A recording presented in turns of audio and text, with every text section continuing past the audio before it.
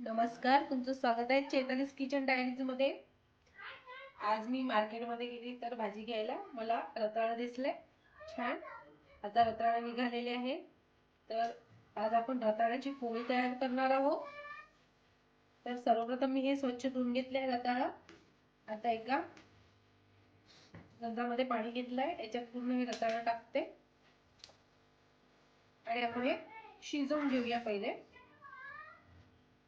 तर या ठिकाणी मी गॅसवर रताळं मांडलेली आहे, सॉरी गॅसवर म्हणजे भांड्यात गंजामध्ये पाणी ठेवलं आणि गॅस ऑन केला। त्याच्यावर एक प्लेट ठेवून आता हे 10 मिनिटं आपण शिजू द्यायची। छान रताळं लवकर शिजून येतात तशी पण।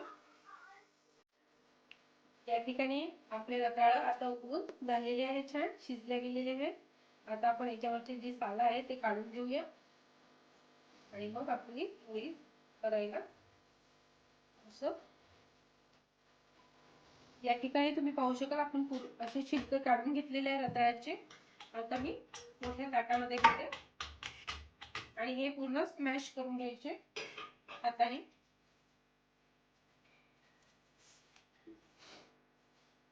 एक पाव रताळे घेतलेले आहे, छोटे छोटे आले त्यामध्ये। याच्यात भरपूर पोळ्या तयार होतात आपल्या।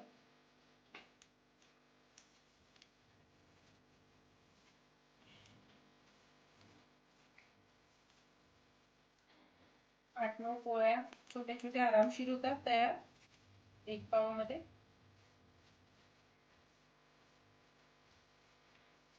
तुम्ही मोठ्या केल्या तर थोड्या कमी बसेल, एकाच आकाराच्या केल्या तर थोड्या छोट्या होत्या। आता इथे आपण एक पाव रताळं घेतली होती, तर मी ते 1 वाटी साखर घेतलेली आहे। तर साखर आपल्या आवडीनुसार आपण कमी जास्त करू शकतो। त्यांना खूप जास्त गोड आवडत असेल तर एवढी साखर पाऊण वाटी घ्यायची, कमी आवडत असेल तर अर्धी वाटी घेतली तरी चालेल। आणि ही पिठी साखर घेतली, त्याच्यात विलायची पण टाकून मी ते मिक्सरला करून घेतलेलं आहे। ही साखर याच्यामध्ये मिक्स करून घेऊया। पूर्ण साखर मी मिक्स केलेली आहे। जशी आपण साखर टाकल्याबरोबर याला पाणी सुटायला लागतं, तुम्ही पाहू शकाल। पहिले कसं दिसत होतं आपलं सारण आणि आता कसं दिसतंय पाणी पाणी। आता इथे एक बाउल मी कणिक घेतलेली आहे, आता ती ऍड करत जायची याच्यामध्ये थोडी थोडी आणि त्याचा असा छान गोळा तयार करत होतपर्यंत त्याच्यात आपण कणिक मिक्स करून घेणार आहोत। तर आपण एक बाउल पूर्ण कणिक टाकून घेतली तरी आपला गोळा बनवायचा आहे अजून। तर आवश्यकतेनुसार आपण याच्यात कणिक टाकत जायचं। अजून मी थोडी कणिक टाकते आहे।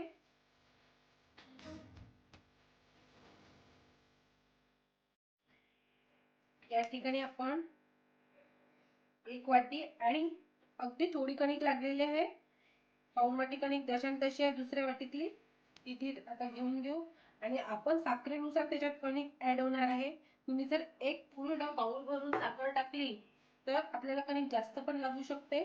आणि मी इथे पाऊण वाटी घेतली होती या बाउलनी एका पावाला। तर आपला आता गोळा छान रेडी झालाय पोळ्यांकरता। आता आपण पोळी लाटायला घेणार आहोत। आता आपण पोळी लाटणार आहोत। या ठिकाणी एक छोटा गोळा तयार करून घेतला आणि कणकेमध्ये तो घोळून घ्यायचा, त्याची आपण पोळी तयार करायची। छान इझिली लाटल्या जाते। आपण पुरणाची पोळी करतो त्या प्रकारे पण आपण ही रताळ्याची पोळी करू शकतो।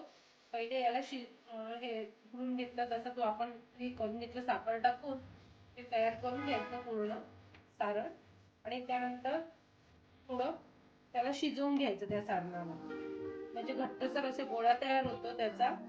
आणि घट्टसर गोळा तयार झाला की आपली पोळीची कणिक भिजली, त्यामध्ये तो गोळा एक एक ठेवत जायचा छोटा छोटा त्यातला।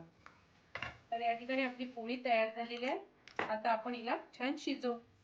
मी तवा गरम करायला ठेवला होता, त्यावर थोडं पहिले तूप पसरून घेते आणि आता आपली ही पोळी लाटलेली आपण त्याच्यावर टाकून घेणार आहोत आणि दोन्ही कडून खरपूस होईपर्यंत भाजून घ्यायची छान।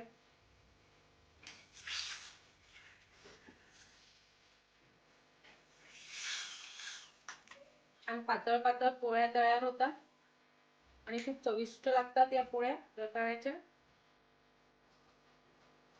पुरणाच्या सारणासारख्या करतो तशाही केल्या तर चालेल, पण तसं करण्यापेक्षा ही लवकर लवकर होतात अशा केल्या तर.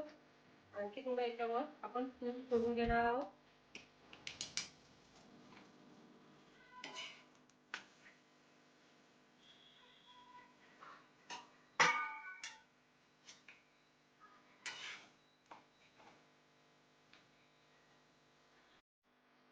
या ठिकाणी आपल्या रताळ्याच्या पोळ्या तयार झालेल्या आहेत छान.